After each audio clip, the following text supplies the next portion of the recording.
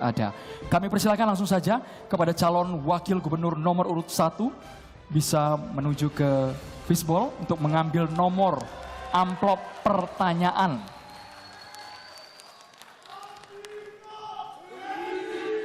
Sambil diperlihatkan ke kamera. 6 Pak ya. Baik, fishbowl B 6, posisi amplop masih tersegel. Pertanyaan ini ditujukan untuk calon wakil gubernur nomor urut 1.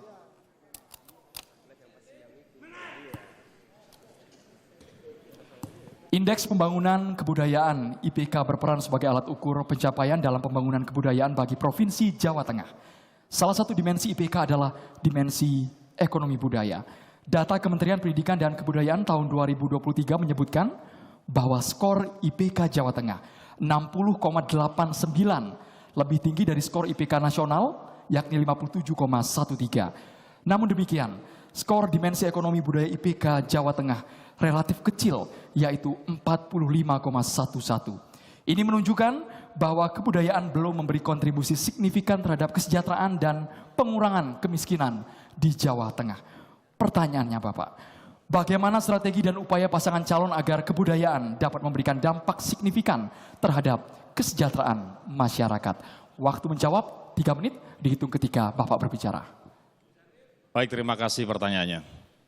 Bahwa pendiri bangsa kita Bung Karno pernah meletakkan sebuah dasar yang luar biasa untuk republik ini yang namanya gotong royong.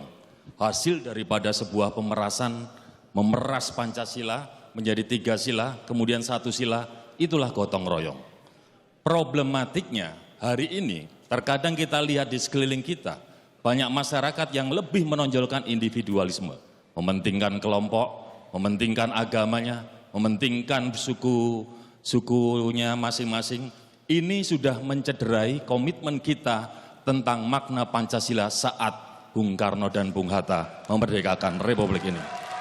Maka pasangan calon Andika Hendy kita berdua, kita akan terus menggelorakan gotong royong. Kami di Semarang waktu ditugaskan oleh teman-teman di pimpinan, kami pernah membuat konsep namanya bergerak bersama. Ada pemerintah, ada pengusaha, ada penduduk dengan segala ketokohannya, ada teman-teman pewarta dan semuanya. Pada saat keempat kelompok ini bisa kemudian berjalan dengan baik, mobilnya melaju kencang. Semarang pernah pertumbuhan ekonominya di atas 6%. Maka kemudian upah buruh di tahun 2013-2014 boleh di browsing, Semarang pernah menaikkan 50%. Pengusahanya apakah marah? Tidak, karena kita melihat situasi ekonominya sedang baik. Maka dalam sebuah spirit kebudayaan, kami akan mengajak para seniman budayawan untuk mengadakan event-event. Karena kota tanpa seni dan budaya itu adalah kota kosong. Kami ingin mengisi kota-kota yang ada di Jawa Tengah menjadi kota yang penuh keberadaban. Selain itu, pariwisatanya pasti akan meningkat pesat. Kenapa meningkat pesat? Karena ada tontonan, karena ada event, sehingga para penonton datang dari luar pulau, penonton datang dari lintas provinsi, bahkan kota-kota yang ada di luar negeri. Akhirnya ada pendapatan untuk Provinsi Jawa Tengah. Hal ini menjadi program Andika Hendy ke depan. Kami lihat peluangnya sangat besar. Provinsi Jawa Tengah ini gemah ripah Lojinawi pada saat potensi-potensi itu dibangkitkan. Bagaimana kita lihat tarian ebek, bagaimana kita lihat yang di Semarang, Gambang Semarang, bagaimana yang di Solo, bagaimana yang tempat-tempat lain. Itu apabila kemudian digelorakan dari mulai tingkat pendidikan dasar, pendidikan menengah, akan menjadi sebuah ciri khas budaya yang ada di republik ini, khususnya di Provinsi Jawa Tengah. Maka kami berdua akan menggelorakan literasi budaya ini dengan baik. Terima kasih. Cukup Bapak. Cukup. Baik, selanjutnya mohon tenang dulu. Mohon tenang dulu ya, kita sepakat untuk tenang. Selanjutnya calon wakil gubernur nomor urut 2 menanggapi jawaban calon wakil gubernur nomor urut 1. Waktu Anda 2 menit dimulai sejak Anda berbicara. Mas Hendy, bahwa permasalahan di nasional kita termasuk Jawa Tengah adalah tergesernya minat anak muda terhadap budaya lokal. Kami di pemerintah Provinsi Jawa Tengah telah memiliki Perda nomor 3 tahun 2024. Maka kami yang pertama akan mengajak anak-anak muda ini supaya minat terhadap budaya lokal kita. Maka kami akan memasukkan budaya lokal ke dalam kurikulum pendidikan.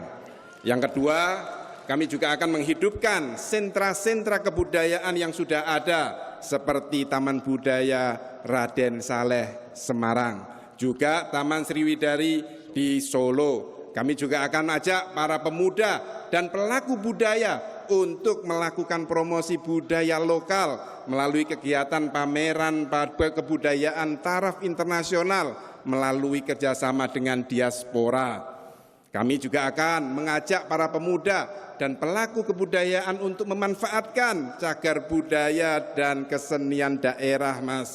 Seperti pabrik gula di Colomadu, ketoprak di Pati, itu akan kita manfaatkan untuk mengungkit pertumbuhan ekonomi kebudayaan yang ada di Jawa Tengah.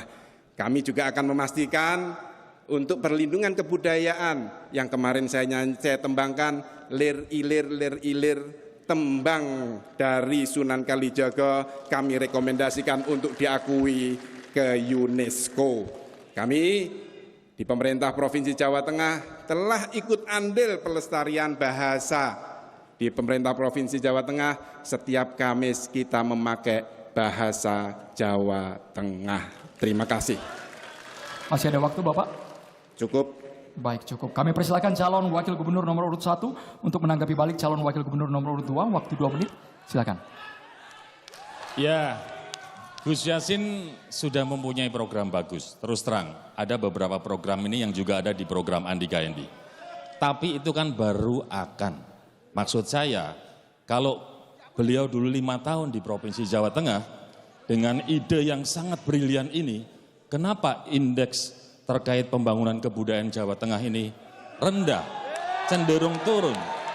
Mohon maaf, angkanya 46,35. Jadi dalam bayangan saya, ide-idenya zaman Gus Yassin itu tidak terimplementasi dengan baik. Kami pasangan berdua ini, kami berkomitmen dalam situasi apapun saya akan memberi masukan pada Pak Andika supaya programnya benar-benar menyentuh kemanfaatan untuk masyarakat Jawa Tengah. Jadi jangan sampai hanya berhalusinasi tapi ternyata tidak dikerjakan. Mohon maaf ya Gus, ada mau tambahkan Pak?